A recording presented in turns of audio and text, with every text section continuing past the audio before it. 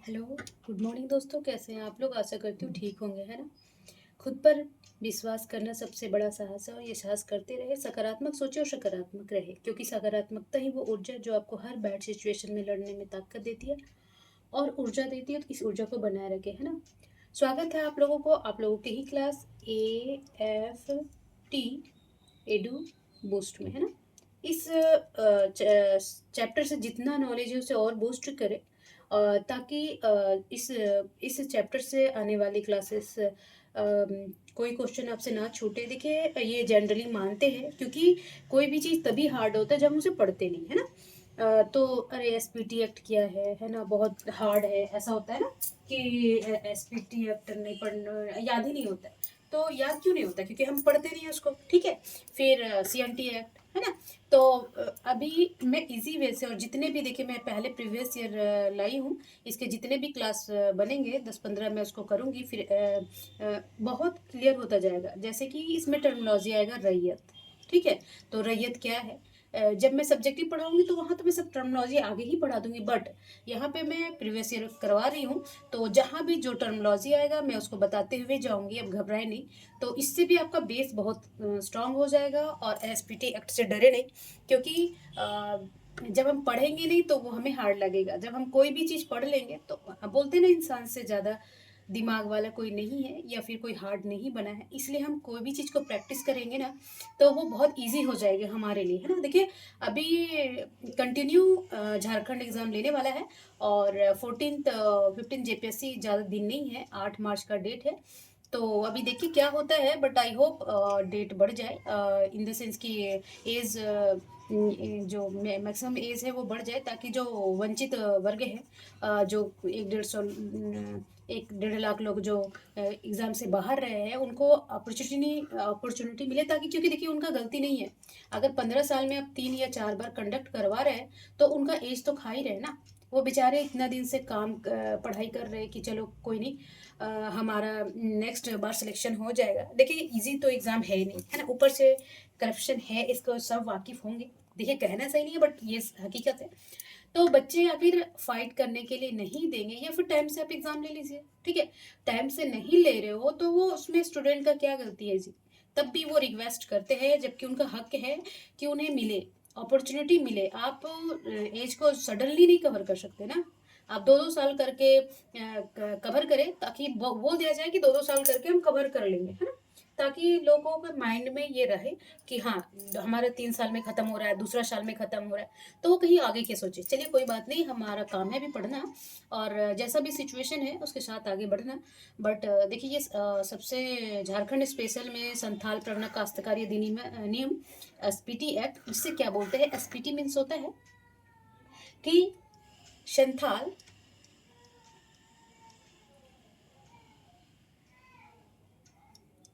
संथाल प्रगना टेरेंसी act, ठीक है। क्या बोलते हैं? टेडेंसी एक्ट। इसे शॉर्ट फॉर्म में बोलते हैं SPT एक्ट, है ना। तो हम इसको, देखिए मैं बहुत इजी वे से पढ़ाने वाली हूँ। रोज कंटिन्यू क्लास करें। जो हमारे व्यूअर फेसबुक इंस्टाग्राम पे हो, वो यूट्यूब चैनल में आए और देखें, क्लास को कंटिन्यू करें, सब्सक्राइब और बेल आइकन दबा दें, और लाइक भी करते जाएं, क्योंकि पढ़ाने में काफ़ी मेहनत लगता है हमें भी। तो देखिए, क्वेश्चन नंबर पहला क्या बोल रहा है कि संथाल प्रगना के संबंध में निम्नलिखित में कौन सा कथन सत्य है ना। जब हम इसको नहीं पढ़ेंगे तो हम नहीं होगा हमसे। देखिए, JPSC में ना, सबसे ज़्यादा ये JPSC में, और एग्जाम में 2-4 क्वेश्चन रहता है, बट JPSC में ये 12 से 15 क्वेश्चन तक ये रहता है ना। तो ये एक चैप्टर से, 2 चैप्टर से इतना क्वेश्चन इनफ है, इसीलिए हम इसे अच्छे से पढ़ेंगे, ठीक है जी। तो बोल रहा है कि संथाल परगना के संबंध में निम्नलिखित से कौन सा कथन सत्य है ना। तो पहला क्या ऑप्शन बोल रहा है कि संथाल परगना जिले का निर्माण 1869 में किया गया था, है ना। संथाल परगना जिले, अब संथाल परगना में कौन कौन से आते हैं? जब आप देखेंगे, ये हमारा प्यारा झारखंड है ना, थोड़ा रफ है। तो ये जो 6 डिस्ट्रिक्ट आते हैं ना, देखिए इसमें गोड्डा आएगा, पाकुड़ आएगा, सिमडेगा बोलते हैं, जामताड़ा आएगा, फिर राजमहल का क्षेत्र आएगा, और उसके बाद दुमका आएगा। ये जो छः छः है इधर, तो ये वाला एरिया क्या कहलाता है? संथाल परगना। ओके जी। तो इसके में कानून क्यों लाया गया था मैं अच्छे से बताऊंगी, बट यहाँ टर्मिनोलॉजी आएगा तो हम जरूर बताएंगे।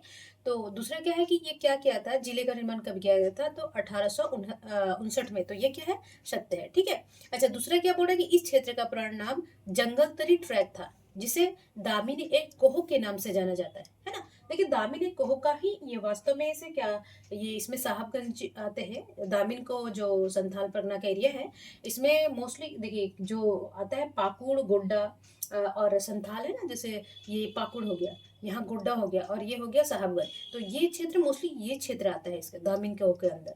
और इसका अर्थ क्या होता है जी, ये होता है वनयुक्त क्षेत्र, पहाड़ियों के चारों ओर घिरा हुआ, जो राजमहल पहाड़ियां हैं उसके चारों ओर से घिरा हुआ वन युक्त क्षेत्र, उसे ही क्या बोलते थे, दामिन ये को, एक को, ठीक है।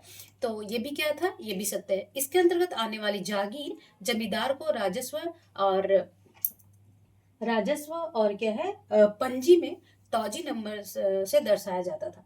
तौजी नंबर क्या था, देखिए तौजी नंबर ना एक नंबर होता था, उसे ही तौजी नंबर बोला जाता था।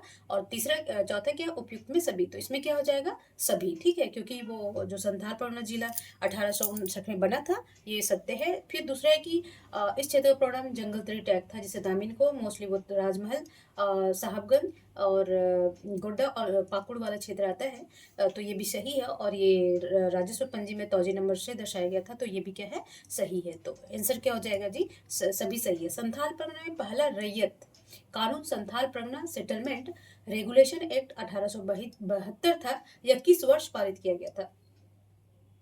बोलता है कि संथाल परगना में पहला रैयती कानून Santhal Pargana settlement regulation act 1872 था, और वो किस वर्ष पारित किया गया था, है ना।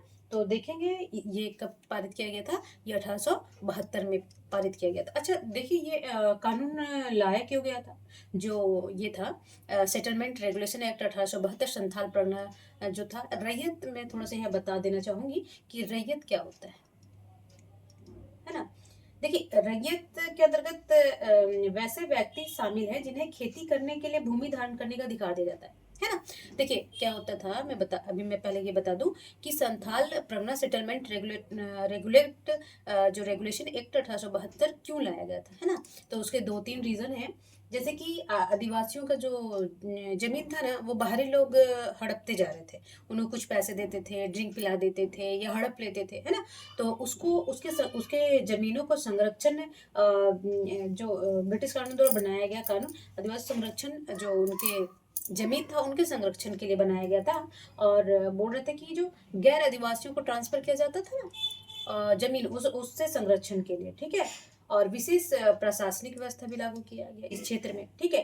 और इसके मूल उद्देश्य क्या था कि आदिवासियों को सामाजिक और आर्थिक संरक्षण दिया जाए, है ना, सामाजिक तौर पे और आर्थिक तौर पे संरक्षण दिया जाए। तो ये चार पांच उद्देश्य के लिए ये क्या किया गया, Santhal Pargana settlement regulation act 1872 लाया गया है। अच्छा चलिए ये रैयत बता रहे थे ना आपको। देखिए मान लीजिए कि ये रैयत में ये जमीन होता है, मान लीजिए किसी के पास ये जमीन है, मान लीजिए कोई है, मान लीजिए ये रमेश है, ठीक है, रमेश का जमीन है। तो ये क्या किया, किसी को दे दिया कि चलो तुम्हें जोत और कोड़ का अधिकार है और इसमें फसल उगाने का अधिकार है। तो इसमें जो वो खेती करेगा ना, उसे बोलते हैं रैयत। जो ये अधिकार प्राप्त करता है उसे क्या बोलते हैं, रैयत, है ना। क्योंकि इसे क्या वो क्या करता है, वो भूमि खेती करने के लिए धारण करता है और उसके पास ये अधिकार है। आगे हम पढ़ते जाएंगे कि उसके क्या क्या अधिकार है, किस धारा में है ना। चलिए अभी थोड़ा लेंदी लगेगा ये क्योंकि जल्दी जल्दी पढ़ के हम निकल नहीं सकते क्वेश्चन को, ठीक है। चलिए क्वेश्चन नंबर 3 बोल रहा है कि सर्वप्रथम संथाल भाषा, संस्कृति, साहित्य एवं पारंपरिक विधान जैसे महत्वपूर्ण विषयों पर निम्न में से किसने प्रकाश डाला था। जो संथाली भाषा था, तो सबसे पहले कौन उसकी संस्कृति पे, साहित्य पे और जो पारंपरिक विधान थे, तो सबसे पहले कौन इसमें मतलब कि प्रकाश डाले थे, कौन लोगों का बताए थे कि ये भाषा है, इसकी संस्कृति ये है, इसके साहित्य ये है। तो ये थे रेवेनेंट P.O. बोर्डिंग, है ना। तो इसका आंसर ये हो जाएगा, ठीक है। आप याद करते जाएंगे, 2-3 बार पढ़ेंगे तो जरूर याद हो जाएगा जी, है ना। चलिए क्वेश्चन नंबर 4 क्या बोल रहा है कि निम्नलिखित में से कौन सा कथन सत्य है, सत्य बोल रहा है ना। तो पहला क्या है कि एसपीटी एक्ट के पूर्व संथाल परगना की जमीन का सर्वे सेटलमेंट रिपोर्ट बनाने में मैक्सन एलेंसन एम गैंजर का महत्वपूर्ण योगदान रहा है ना, कि जो सर्वे हुआ था सेटलमेंट रिपोर्ट, जो एसपीटी एक्ट आया था 1949 में, तो उसमें मैकलसन का, एलेंसन का और गैंजर का महत्वपूर्ण योगदान रहा था। तो ये क्या है, ये सत्य है। ठीक है, सत्य पूछ रहा। दूसरा क्या है कि संथालों की पारंपरिक विधानों पर ओ मौली ने अपने गैजेटियर में पर्याप्त प्रकाश डाला था, है ना। संथालों के जो पारंपरिक विधान थे, जो विधान उनके थे, तो उसमें सबसे पहले देखिए अपने गैजेटियर में प्रकाश कौन डाला था, तो ये थे ओम मेली। ठीक है, तो तीसरा क्या है, तो ये भी क्या है जी, सत्य। ठीक है, तीसरा क्या है कि संथाल परगना काश्तकारी अधिनियम संथाल विद्रोह, जैसे हुल विद्रोह मैं पढ़ाई हूँ, आप देखे होंगे कि 1934 में जब हुल विद्रोह आया था, तो उसके बारे में तो वही बोला कि संथाल परगना काश्तकारी अधिनियम संथाल विद्रोह हुल क्रांति की देन थी। तो ये भी क्या है, सही है। तो इसमें क्या हो जाएगा, उपयुक्त में सब सही है। ठीक है, चलिए क्वेश्चन नंबर 5 बोल रहा है कि संथाल परगना इल्क वाइडरी कमेटी का गठन किस वर्ष हुआ था, हुई थी, है ना। तो देखिए हम डिटेल से यहाँ पे ये कमेटी क्या थी और किस काम के लिए आई थी मैं पढ़ाऊंगी, क्योंकि यहाँ ऑलरेडी बहुत 20-25 क्वेश्चन है और काफ़ी समझाने में टाइम लगेगा। तो आई होप जल्दी जल्दी ख़त्म करके मैं सब्जेक्टिव भी स्टार्ट कर दूँ। तो बोल रहा है कि संथाल परगना इल्क वाइडरी कमेटी गठन किस वर्ष हुआ था, तो ये हुआ था जी 1937 में। ठीक है, चलिए क्वेश्चन नंबर 6 बोल रहा है कि निम्न में से किस कमेटी की अनुशंसा के आधार पर संथाल परगना काश्तकारी अधिनियम 1919 का निर्माण किया गया था, है ना। देखिए जब मैं अभी बताई हूँ कि जो संथाल जो एसपीटी एक्ट है, एसपीटी एक्ट लाने का क्या उद्देश्य था, है ना, क्यों लाया गया था 1949 में जो संथाल परगना अधिनियम था, काश्तकारी अधिनियम था, क्यों लाया गया था, है ना। तो उसका उद्देश्य तो आप जान गए। तो बोल रहा है कि निम्न में से किस कमेटी की अनुशंसा के आधार पर संथाल में ये निर्माण किया गया था, कौन रिकमेंड किया था, कौन सी कमेटी ने रिकमेंड की गई थी इस एसपीटी एक्ट को लाने के लिए। तो पहला क्या हो जाएगा, संथाल परगना इक्वायरिटी कमेटी 1937। अभी पूछ रहे ना कि इल्कवायरी कमेटी कब आया था, तो ये आया था 1937 में। तो इसी कमेटी के अनुशंसा पे एसपीटी एक्ट लगाया गया था, है ना। तो याद रखेंगे, ठीक है जी, बहुत इजी हो जाएगा। बहुत अपना देखिए, कभी जो नहीं समझेंगे ना कोई टर्मोलॉजी, तो नीचे आप मैसेज करेंगे कि मिस नेक्स्ट क्लास में ना मुझे ये बता दीजिए। ठीक है, अब रैयत के बारे में तो समझ गए आप लोग। ठीक है, चलिए क्वेश्चन नंबर 7 बोल रहा है कि संथाल परगना काश्तकारी अधिनियम 1949 के संबंध में निम्न में से कौन सा कथन सत्य है। ठीक है, तो बोल रहा है कि एसपीटी एक्ट जब 1949 आया था, तो इसमें से सारे कौन कौन से कथन सही है। तो पहला क्या बोल रहा है, यह 1949 में लागू किया गया, तो क्या है, ये भी सत्य है जी। ठीक है, अच्छा, यह नियम संथाल परगना के भूस्वामियों और रैयतों के हितों में इनकी भूमि की सुरक्षा में बनाया गया था। हाँ, तो क्यों, क्या उद्देश्य था उनके, तो मैं बताई हूँ। तो क्या हुआ कि इसके सुरक्षा के हितों में ही बनाया गया था, तो ये भी क्या है जी, सत्य है। ठीक है, अच्छा, ये 13 अप्रैल 1949 के अनुपूरक उपबंध के रूप में लागू हुआ। तो कभी डेट पूछ ले तो 13 अप्रैल रखेंगे यार। ठीक है, तो ये भी क्या है, सत्य है। तो ये क्या हो जाएगा, उपयुक्त में सभी सत्य है। ठीक है, ध्यान रखेंगे। ठीक है, और आई होप आप लोगों को समझ में आ रहा होगा और इजी होगा काफ़ी आप लोगों के लिए। क्वेश्चन नंबर 8 बोल रहा है कि संथाल परगना काश्तकारी अधिनियम 1949 झारखंड के कितने प्रखंड प्रमंडलों में लागू है। अभी जैसे कि है ना संथाल परगना अधिनियम अभी कितने प्रमंडल में, है ना, कितने प्रमंडल में अभी लागू है।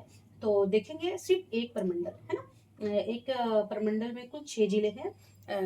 आप देखेंगे एक प्रमंडल में ना, मैं यहाँ फिर से बता देना चाहूँगी, ये हमारा झारखंड, प्यारा झारखंड है और हम इसमें निवास करते हैं।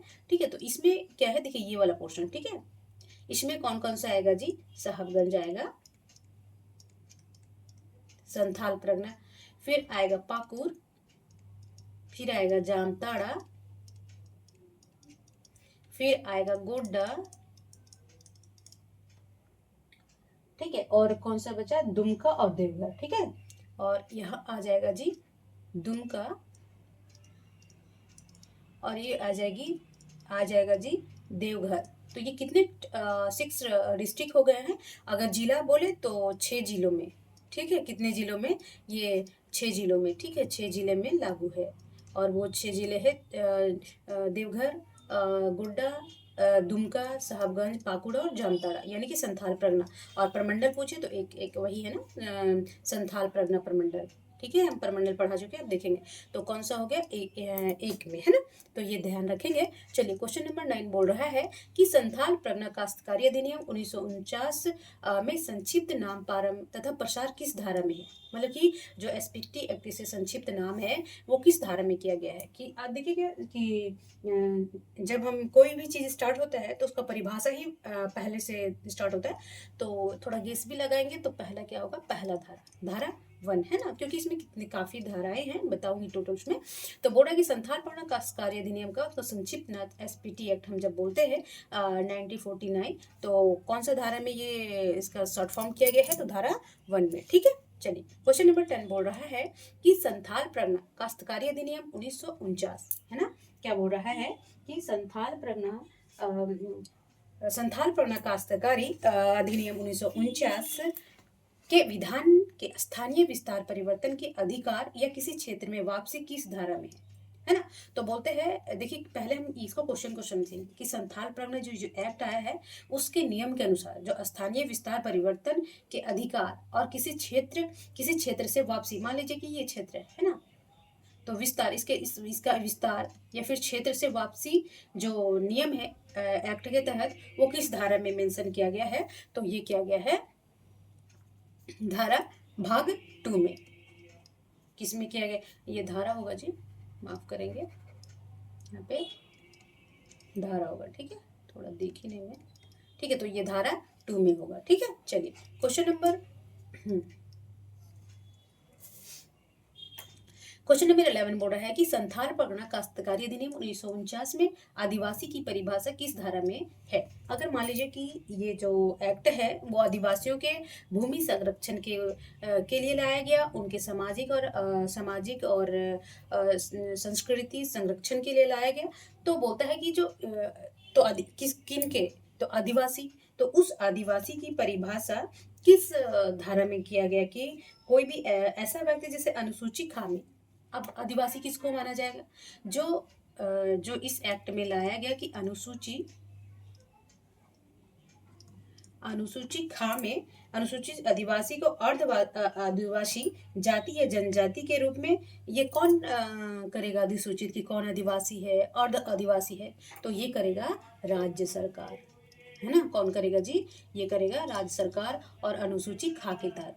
तो ये किस धारा में है, कि इसकी परिभाषा किस धारा में दिया गया है, तो अब देखेंगे ये धारा 4 में। ठीक है, कौन सा धारा में है, 4 में। ठीक है, अब 2-3 बार पढ़ेंगे तो देखिए याद तो इतना भी इजी भी नहीं है कि धारा जैसे एक लॉ की तरह हो गया, आर्टिकल्स के तहत हो गया, जैसे हम पॉलिटी में पढ़ते हैं ना आर्टिकल्स में इतना में ये है, तो हमें इसे 2-4 बार, क्योंकि 2 चैप्टर से हमारा 12 क्वेश्चन कवर कर रहा है, 15 क्वेश्चन है ना, तो इसके लिए टाइम देना तो पड़ेगा ना। तो बोलता है कि ये जो आदिवासी की परिभाषा दी गई है जिसके तहत राज्य सरकार यह अधिसूचित करेगा कि कौन जनजाति है, कौन गैर अर्ध आदिवासी है, तो ये परिभाषा धारा 4 में लाया गया है ना। तो चलिए क्वेश्चन नंबर 12 बोल रहा है कि संथाल परगना काश्तकारी अधिनियम 1949 में कृषि वर्ष किस धारा में है ना। चलिए हम पहले इसका देख लेंगे कि आखिर कृषि वर्ष, पहले हम बताएंगे कृषि वर्ष इसके अकॉर्डिंग क्या होगा, तो ये किस धारा में हम पहले देखेंगे, तो देखेंगे ये धारा 4 में है ना, आदिवासियों का परिभाषा भी 4 में है और कृषि वर्ष भी है ना। चलिए तो हम पहले देखेंगे कि कृषि वर्ष,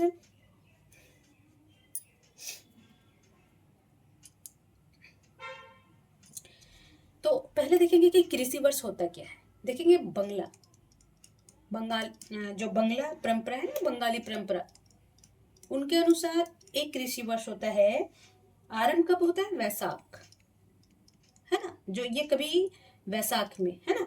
मगर जो फसली साल होते हैं, जो फसल, जैसे कि ये बंगला परंपरा के अनुसार वैसाख माह से कृषि वर्ष की क्या होती है, शुरुआत होती है। ठीक है, कभी आप पूछ ले कि बंगाली परंपरा के अनुसार कृषि वर्ष क्या है, तो वैसाख, चैत, बैसाख, जेठ, आषाढ़, सावन, भादो, आश्विन, कार्तिक और फागुन, है ना, नहीं, चैत, बैसाख, जेठ, आषाढ़, सावन, भादो, आश्विन, कार्तिक, है ना, पूष, माघ, फागुन, फिर चैत, वैसाख, है ना। तो ये बोलता है कि बंगाली परंपरा में जो कृषि वर्ष होता है वैसाख से स्टार्ट होता है, बट जो कृषि वर्ष हम क्यों करते हैं, फसल को लेके, है ना। तो फसल जब फसल बोया जाता है, मतलब कि फसल के साल के अनुसार, जब फसल की कृषि हम किसी कहते हैं फसल साल के अनुसार कृषि माह का प्रारंभ क्या होता है, आश्विन में। आश्विन माह को हम कृषि वर्ष कहते हैं, ठीक है। ये बंगाली परंपरा। और फसल साल के लिए आश्विन माह में का प्रारंभ माना जाता है कृषि वर्ष का, ठीक है। तो ये देख लिए, चलिए। और वो धारा 4 में है। चलिए, क्वेश्चन नंबर 13 बोल रहा है कि संथाल परगना में, है ना, संथाल परगना में काश्तकारी अधिनियम 1949 में भूगत बंद पूर्ण भूगत बंद किस धारा में है? जो मतलब कि बोल रहा है, जो ये टर्मोलॉजी है भूगत बंध और बंधक किस धारा में है? तो हम देखेंगे ये कौन से धारा में है जी। तो ये भी धारा 4 में है। उसकी कृषि वर्ष हो गया, फिर ये टर्मोलॉजी है भोग बंधक, भूगत बंध, पूर्ण भोग बंधक, है ना। फिर या फिर हो गया आदिवासी। तो ये सारे कौन से धारा में है? धारा 4 में। अच्छा, यहाँ पे देखेंगे,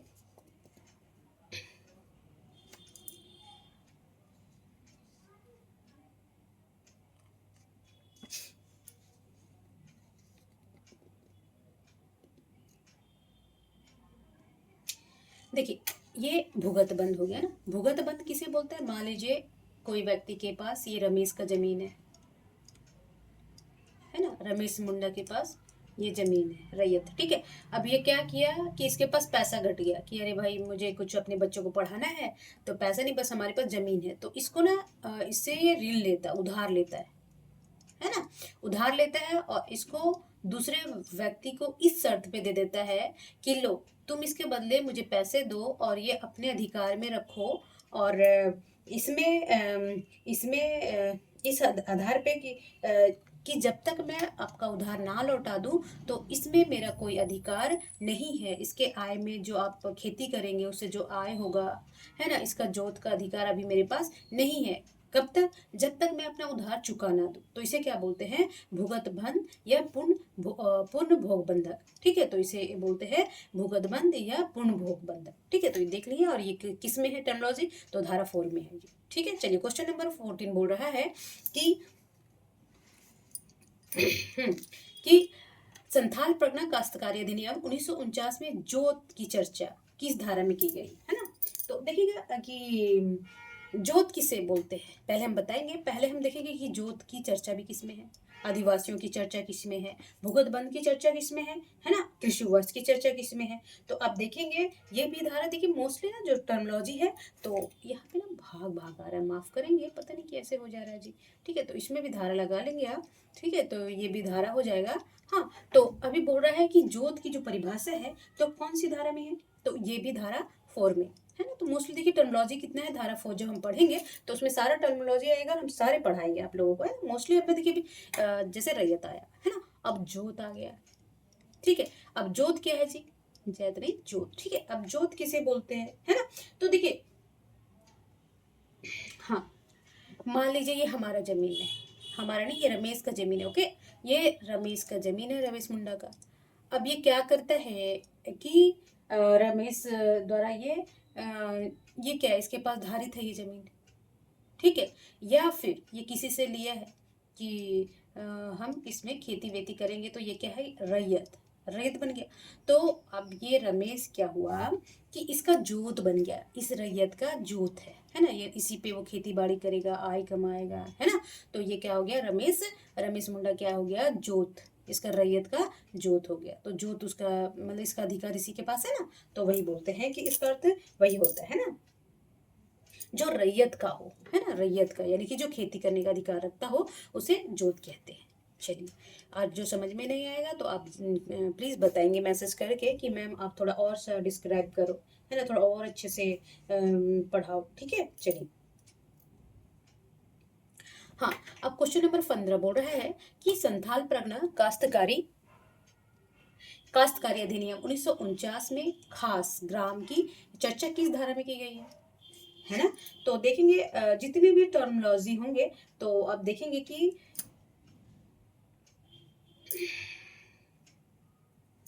तो वो सारे किस में आएंगे, धारा 4 में, है ना, जो कभी जैसे समझ में नहीं आ रहा हो कि ये टर्मिनोलॉजी है तो किसके किस धारा में जाएगा, तो देखिए कि मोस्टली जितनी टर्मिनोलॉजी है, रैयत, खास ग्राम, ये भुगत बंद, ये सारा धारा 4 में आएगा। तो बोलते हैं संथाल परगना काश्तकारी अधिनियम 1949 में खास ग्राम की चर्चा किस धारा में की गई, तो धारा किस में की गई, 4 में। अच्छा चलिए, तो इसमें खास ग्राम हम देख लेंगे।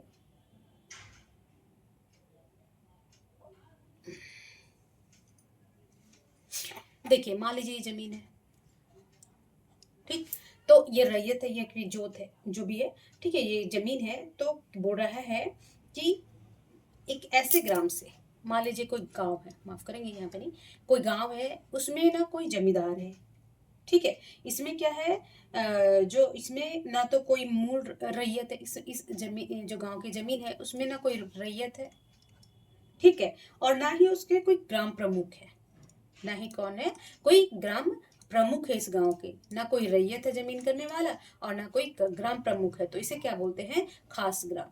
तो खास ग्राम की चर्चा किस धारा में की गई है, धारा 4 में, है ना। आई होप आप लोग अच्छे से समझ में आ रहा होगा, ठीक है। चलिए क्वेश्चन नंबर 16 बोल रहा है कि संथाल परगना काश्तकारी अधिनियम 1949 में जमींदार की परिभाषा किस धारा में है ना।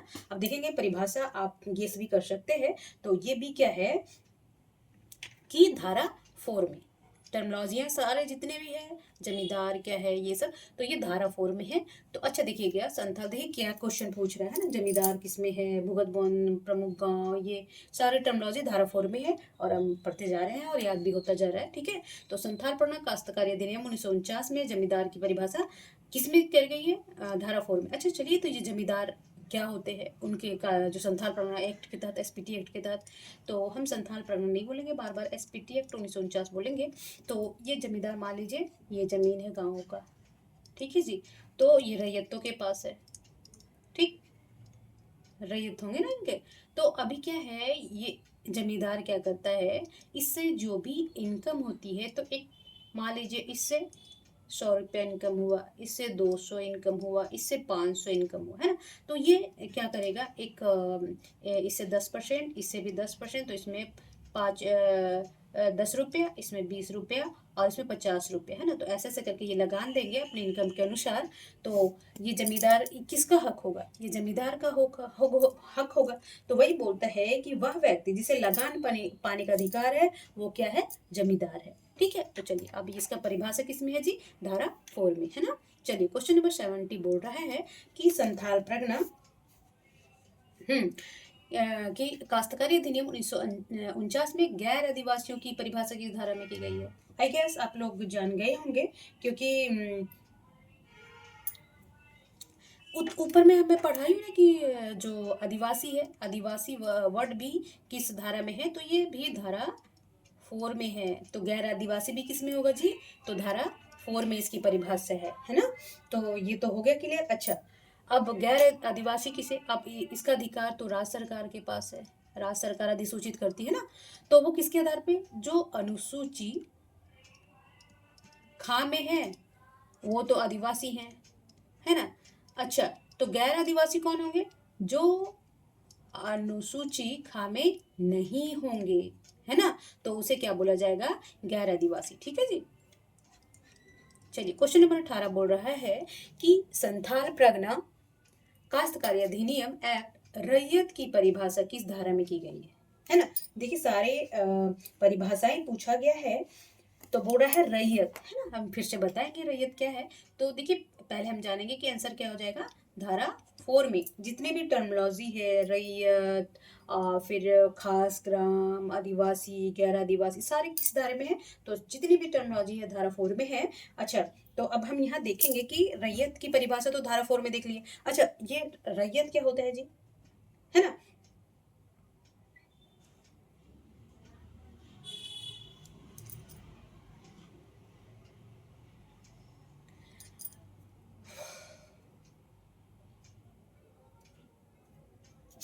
देखिए इसमें ना रैयत में ना जमींदार नहीं आएगा, क्योंकि जमींदार तो सिर्फ लगान वसूलने का अधिकार रखता है ना।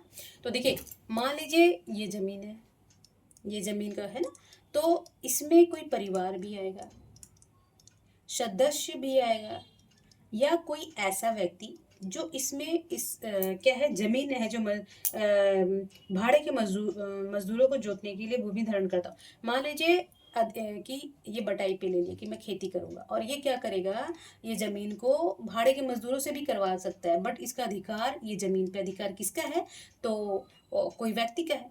तो परिवार या परिवार का सदस्य या कोई ऐसा व्यक्ति जो उस जमीन में जोत का अधिकार रखता हो या किसी भाड़े या मजदूर से करवाने का अधिकार रखता हो, तो उसे क्या बोलते हैं, रैयत। आसान भाषा में समझेंगे तो इसमें जोत का अधिकार या फिर खुद से करे या भाड़े से करवाए लोगों को, दिन की मजदूरी दे दे कि 300 पर डे है, आप इसमें खेती बाड़ी कीजिए और मजदूरी लेके चले जाइए, है ना, इनका इनकम का इसके पास होगा, तो उसे क्या बोलते हैं जी, रैयत, है ना। आई होप आप लोग समझ गए होंगे, ठीक है। और इसकी परिभाषा किसमें, धारा 4 में है जी, ठीक है। चलिए क्वेश्चन नंबर 19 बोल रहा है कि संथाल परगना काश्तकारी अधिनियम 1949 में लगान की परिभाषा किस धारा में है।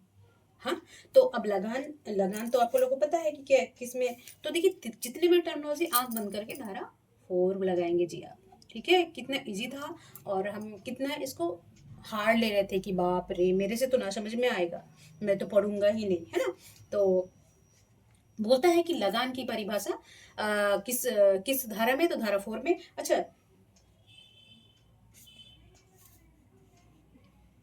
हाँ, तो बोलता है कि लगान, अब मैं थोड़ा बता, सबको पता होगा आई होप, बट लगान किसे कहते हैं, है ना। मान लीजिए कोई रैयत है ना, वो क्या करता है, जमीन खेती बाड़ी करता है ना, जोत प्राप्त करता है, और इससे जितना आय होता है उसका कुछ परसेंट क्या करता है, वो जमींदार को देता है, ठीक है। तो जो ये जमींदार को टैक्स के रूप में देता है, ये जोत के बदले, उसे क्या बोलते हैं जी, लगान।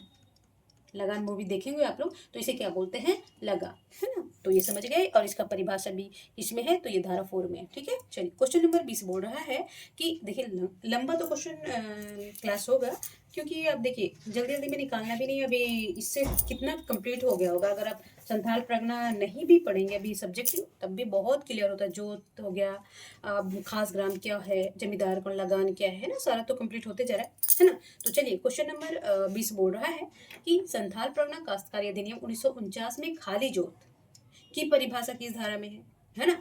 तो आग बंद करके धारा 4 में लगाएंगे, धारा 4 ही होगा, क्योंकि परिभाषा टर्मिनोलॉजी जितना है तो वो धारा 4 में है। अच्छा, खाली जोत किसे कहते हैं जी,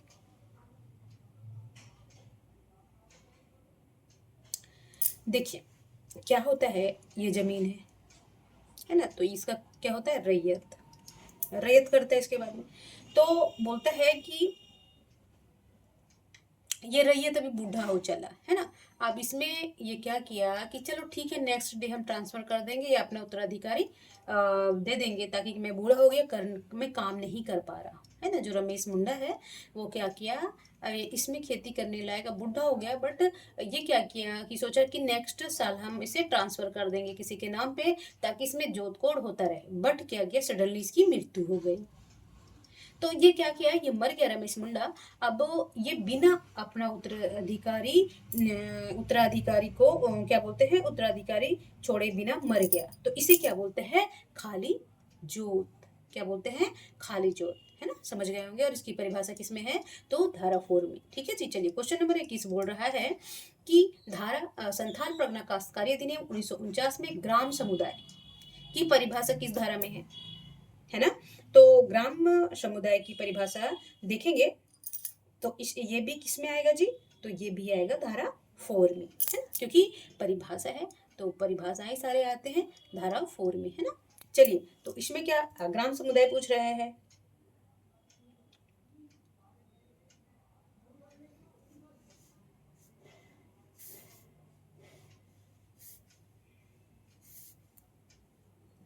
देखिए मान लीजिए कि कोई गांव है ना, मान लीजिए ये है रेवाड़ी, रेवाड़ी समझ लीजिए कोई गांव, या कूद समझ लीजिए, ठीक है ना। कूद एक ग्राम का नाम है, कूद कूद कूद के जाने का। तो बोलता है कि ग्राम समुदाय क्या है, तो इसमें बहुत सारे रैयत होंगे, उनके बच्चे होंगे, रैयत के बच्चे होंगे, परिवार होंगे, है ना। तो बोलता है ये सभी मिलके ये संयुक्त रूप से क्या कहलाते हैं, ग्राम समुदाय। क्या कहलाते हैं, ग्राम समुदाय, है ना। तो ये किस में है इसका परिभाषा, तो धारा 4 में, ठीक है। चलिए क्वेश्चन नंबर 22 बोल रहा है हम्म कि संथाल प्रवना काश्तकारी अधिनियम 1949 में ग्राम प्रधान की नियुक्ति की परिभाषा किस धारा में, देखिए ये परिभाषा नहीं बोल रहा, अगर परिभाषा होता तो आई होप वो धारा 4 में ही होता है, बट बोल रहा है कि जो ग्राम प्रधान की नियुक्ति की परिभाषा, नियुक्ति यानी कि वो टर्मिनोलॉजी ऊपर उठ गया है, और नियुक्ति, तो नियुक्ति की परिभाषा किस में कहा गया है, तो ये धारा थोड़ा आगे बढ़ जाएंगे हम, तो धारा 5 में उसकी नियुक्ति किस में किया जाएगा, धारा 5 के तहत किया जाएगा। अच्छा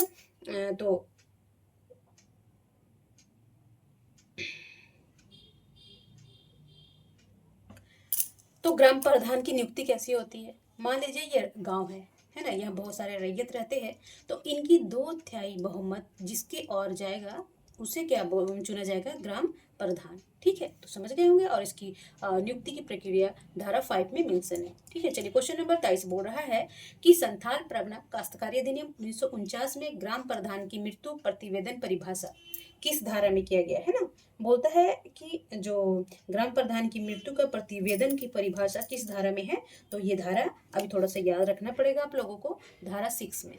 ठीक है, हम 2-3 बार पढ़ेंगे तो हमें याद हो जाएगा।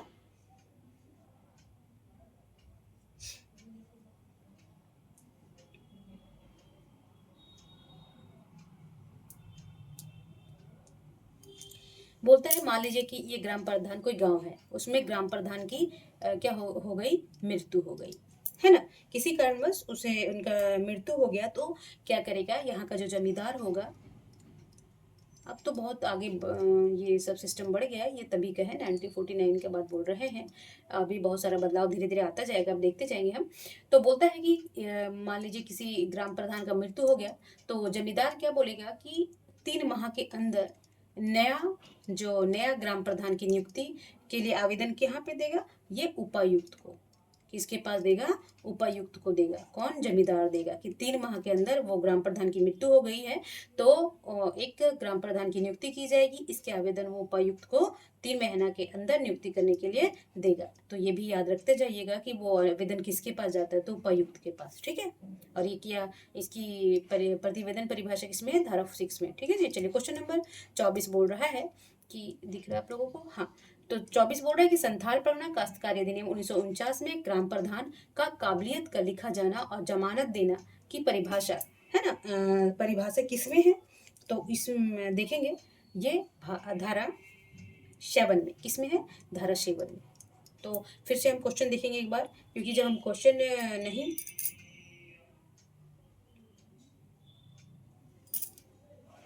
बोलता है कि जो एसपीटी एक्ट में ग्राम प्रधान का काबिलियत का लिखा जाना और जमानत देना परिभाषा किस धारा में है, तो धारा 7 में। और इसमें क्या बोला गया है कि